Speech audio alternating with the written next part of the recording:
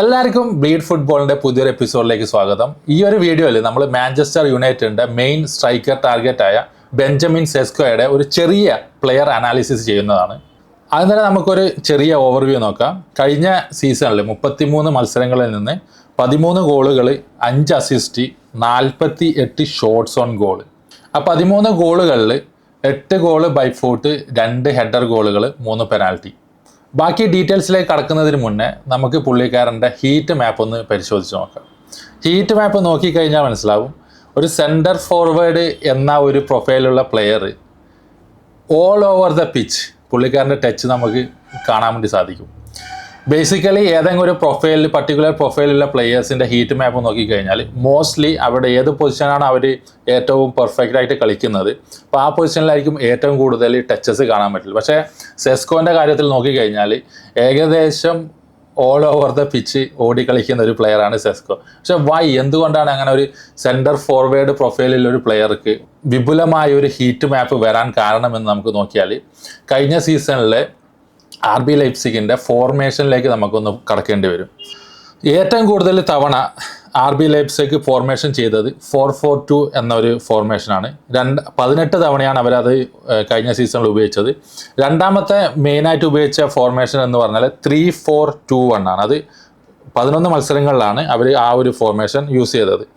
അപ്പോൾ 4-4-2 എന്ന ആ ഒരു ഫോർമേഷൻ നോക്കിക്കഴിഞ്ഞാൽ സെസ്കോ ലെഫ്റ്റ് സെൻറ്റർ ഫോർവേഡായിട്ടാണ് കളിച്ചത് മിക്ക മത്സരങ്ങളിലും. കൂടാതെ ഒപ്പൻ്റെ റൈറ്റ് സെൻറ്റർ ഫോർവേഡും നമുക്കതിൽ കാണാം. ഷാവി സിമൻസ് ലെഫ്റ്റ് മിഡ്ഫീൽഡായിട്ടാണ് വന്നിട്ടുള്ളത്. രണ്ടാമത്തെ 3-4-2-1 ഫോർമേഷൻ എടുത്തു കഴിഞ്ഞാൽ സെസ്കോ ലെഫ്റ്റ് സെൻറ്റർ ഫോർവേഡിൽ നിന്ന് റൈറ്റ് വിങ്ങിലേക്ക് മാറിയതായിട്ട് നമുക്ക് കാണാൻ വേണ്ടി സാധിക്കും. അതുകൂടാതെ ഒപ്പൻ്റെ തന്നെ പിടിച്ച് മെയിൻ സ്ട്രൈക്കറായിട്ടും കളിപ്പിച്ചിട്ടുണ്ട്. അപ്പം ഈ ഒരു ഫോർമേഷൻ ചേഞ്ച് നടന്നതുകൊണ്ടാണ് നമ്മൾക്ക് ഏറ്റവും കൂടുതൽ ഹീറ്റ് മാപ്പ് നോക്കിക്കഴിഞ്ഞാൽ ആ ഒരു touches all over the field കാണാൻ സാധിക്കുന്നുണ്ടായിരുന്നു. അതുകൂടാതെ സെസ്കോയുടെ ഒരു പ്രത്യേകത എന്ന് പറഞ്ഞാൽ പുള്ളിക്കാരൻ ബോത്ത് ഫൂട്ടഡാണ്. 2 കാലിനെ കൊണ്ടും സ്ട്രൈക്ക് ചെയ്യാനും പറ്റും, ഗോൾ അടിക്കാനും കഴിവുള്ള ഒരു പ്ലെയറാണ് സെസ്കോ. അത് ഒരു സെൻറ്റർ ഫോർവേഡിനെ സംബന്ധിച്ചിടത്തോളം വലിയൊരു അഡ്വാൻറ്റേജ് ആണ്. അങ്ങനെ ഒരുപാട് പ്ലെയേഴ്സിന് അവകാശപ്പെടാൻ പറ്റാത്ത ഒരു കഴിവാണ് സെസ്കോക്കുള്ളത്. അതായത് ബോത്ത് ഫൂട്ട് യൂസബിൾ ആണ് പുള്ളിക്കാരൻ്റെ. അതുകൂടാതെ ഏറ്റവും കൂടുതൽ തവണ സെൻറ്റർ ഫോർവേഡ് പൊസിഷനിലാണ് കളിച്ചിട്ടുള്ളത്, 45 പ്രാവശ്യം. 5 മത്സരങ്ങളിൽ അറ്റാക്കിംഗ് മിഡ്ഫീൽഡറായിട്ടും കളിച്ചിട്ടുണ്ട്. അതായത് നമ്മളെ പ്ലെയർ റേറ്റിംഗ് നോക്കിക്കഴിഞ്ഞാൽ സെൻറ്റർ ഫോർവേഡ് കളിച്ച മത്സരങ്ങളിൽ 6.5 ആവറേജ് റേറ്റിംഗ് നേടിയിട്ടുണ്ട്. അറ്റാക്കിംഗ് മിഡ്ഫീൽഡ് കളിച്ചതിൽ 6.2 ആണ് കഴിഞ്ഞ സീസണിൽ പുള്ളിക്കാരൻ്റെ ഒരു ആവറേജ് റേറ്റിംഗ് എന്ന് പറയുന്നത്.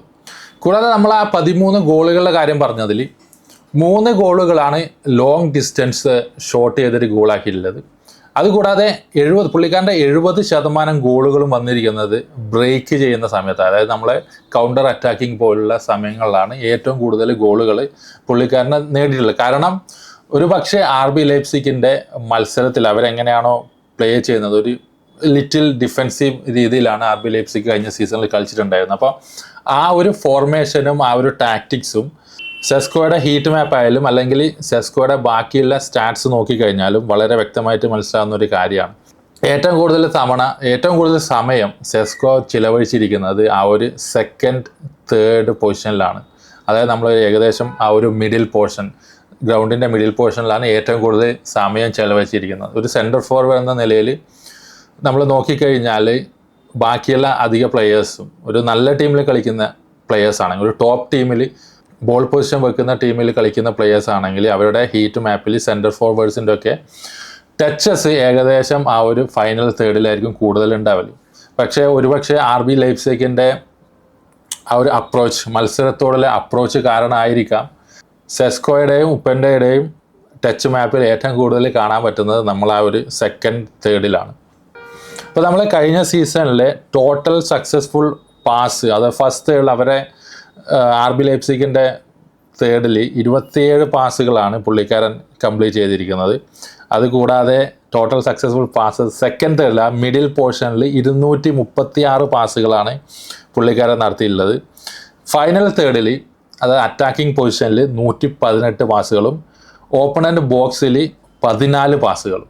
അപ്പോൾ അതിൽ നിന്ന് നമുക്ക് വളരെ വ്യക്തമായിട്ട് മനസ്സിലാവുന്ന ഒരു കാര്യമാണ്, കഴിഞ്ഞ സീസണിൽ ഏകദേശം RB ലൈപ്സിഗ് കളിച്ചതൊക്കെ ഡിഫെൻസീവ് മൈൻഡഡ് ഗെയിംസും ഒരു കൗണ്ടർ അറ്റാക്കിംഗ് മൈൻഡഡ് ഗെയിംസുമാണ്.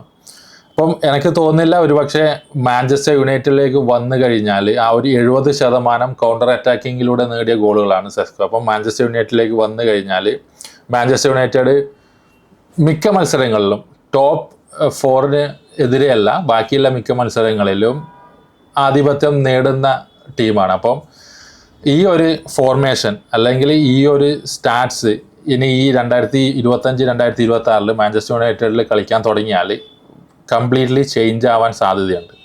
അതുകൂടാതെ റൂബൻ അമോറിം പുള്ളിക്കാരൻ മാഞ്ചസ്റ്റർ യുണൈറ്റഡിലേക്ക് വരുന്നതിന് മുന്നേ ഏറ്റവും കൂടുതൽ ഉപയോഗിച്ച ഫോർമേഷൻ എന്ന് പറയുന്നത് 3-4-2-1 ആണ്.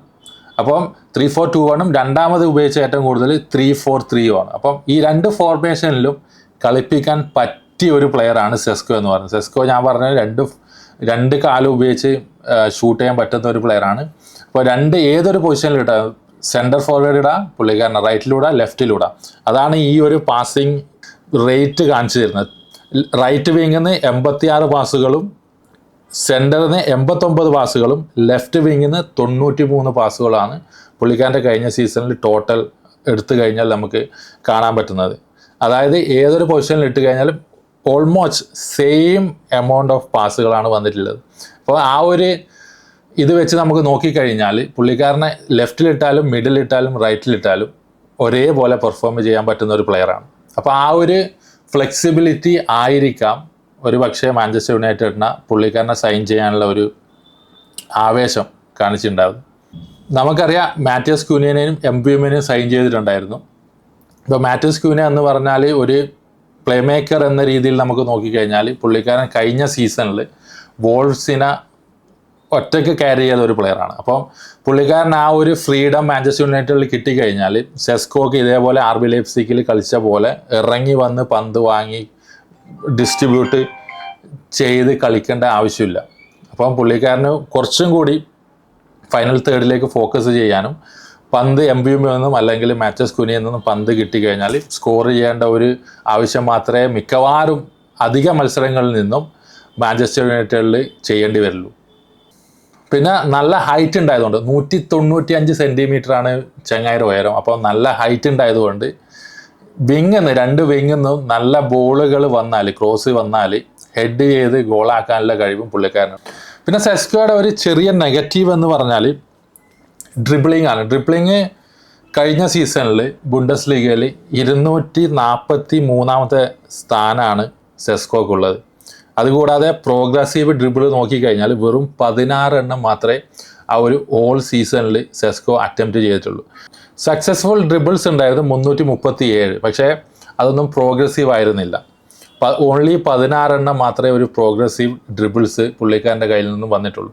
അതൊരു അറ്റാക്കിംഗ് പ്ലെയർ എന്ന രീതിയിൽ അതിൻ്റെ ആ ഒരു സ്റ്റാറ്റ് കുറച്ച് കുറവായിട്ടാണ് തോന്നുന്നത്. കാരണം നമ്മൾ ലിവർപൂളിൻ്റെ എക്കിറ്റിക്ക് നോക്കിക്കഴിഞ്ഞാൽ പ്രോഗ്രസീവ് ഡ്രിബിൾസ് 52ഉം സക്സസ്ഫുൾ ഡ്രിബിൾസ് 460 ഏകദേശം രണ്ടുപേരും ഒരേ പ്രൊഫൈലുള്ള പ്ലെയേഴ്സാണ് സെൻറ്റർ ഫോർവേഡ്. അപ്പോൾ ആ ഒരു 52ഉം 16 തമ്മിൽ ഒരുപാട് വ്യത്യാസമുണ്ട്. അപ്പം പ്രോഗ്രസീവ് സക്സസ്ഫുൾ ഡ്രിബിളിങ്ങിൻ്റെ ആ ഒരു കാര്യത്തിൽ ചെറിയ ഒരു സ്റ്റാറ്റ് നോക്കുമ്പോൾ ചെറിയൊരു നെഗറ്റീവായിട്ടാണ് തോന്നുന്നത്. പക്ഷെ അത് കാര്യമാക്കേണ്ട ആവശ്യമില്ല. നമ്മളിപ്പം പ്രോഗ്രസീവ് ഡ്രിബിൾ ചെയ്ത് കഴിഞ്ഞാലും ഔട്ട്പുട്ട് നമുക്ക് അതിൽ നിന്ന് പ്രൊഡ്യൂസ് ചെയ്യാൻ പറ്റിയില്ലെങ്കിൽ പിന്നെ അതിനെക്കൊണ്ട് വലിയ ഉപയോഗമില്ലല്ലോ. അപ്പം ആ ഒരു ചെറിയൊരു കാര്യം മാത്രമേ ഒരു നെഗറ്റീവ് എന്ന രീതിയിൽ നമുക്ക് നോക്കാൻ വേണ്ടി സ്റ്റാറ്റ്സ് വൈസ് നോക്കാൻ വേണ്ടി സാധിക്കുള്ളൂ. അല്ലാതെ ആസ് എ ഒരു പ്ലെയർ, ഒരു സെൻറ്റർ ഫോർവേഡ് എന്ന രീതിയിൽ നോക്കിക്കഴിഞ്ഞാൽ ബെഞ്ചമിൻ സെസ്കോനെ ഏതൊരു പൊസിഷനിലിടാനും മാഞ്ചസ്റ്റർ യുണൈറ്റഡിന് സാധിക്കും.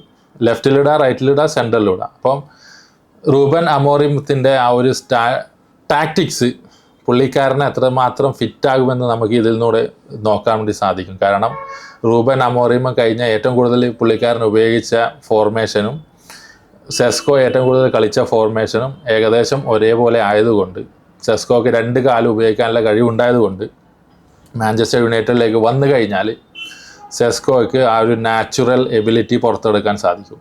ബുണ്ടസ് ലീഗ ആൻഡ് പ്രീമിയർ ലീഗ് രണ്ടും വളരെ വ്യത്യാസമുള്ള ലീഗുകളാണ്. പ്രത്യേകിച്ച് ഫിസിക്കാലിറ്റിയിൽ. അപ്പോൾ നമുക്ക് ഡിഫൻഡേഴ്സ് ആയാലും സ്പീഡായാലും വളരെ വ്യത്യാസമുള്ള ലീഗുകളാണ്. അപ്പം സെസ്കോ യുണൈറ്റഡിലേക്ക് വന്നു കഴിഞ്ഞ് പ്രീമിയർ ലീഗ് സ്റ്റാർട്ട് ചെയ്താൽ മാത്രമേ നമുക്ക് മനസ്സിലാവുള്ളൂ എത്രത്തോളം അഡാപ്റ്റ് ചെയ്യും പ്രീമിയർ ലീഗുമായിട്ട്.